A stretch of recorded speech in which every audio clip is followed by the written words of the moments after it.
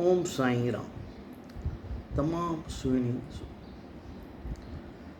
अॼु हिकु वीचार आयो बार्गेनिंग जो। हिकु लेडी हिकु भाॼीअ वटि वञे थी, उते 4-5 भाॼियूं वठे थी ऐं हर कंहिं शइ में उन सां बार्गेनिंग करे थी।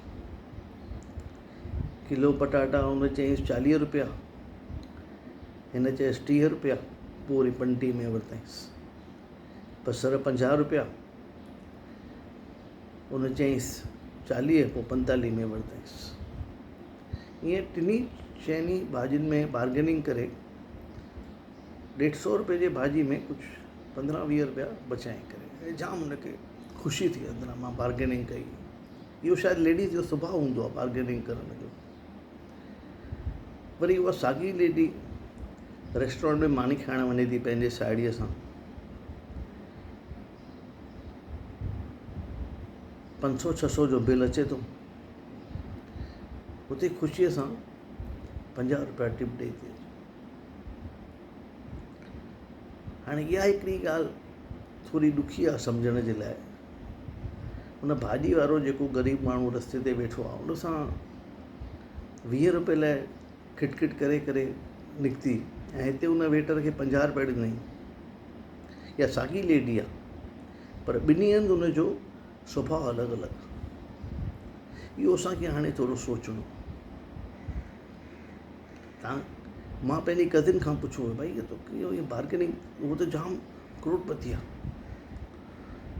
भई तूं वरी भाॼी वारे सां ईअं बार्गेनिंग छो थी करे? एॾो तो वटि आहे न, पुछ इहो छो थी करे? चई इहो असांजो जेको बार्गेनिंग आहे न, असांजे लेडीज़ जे नेचर में समाए।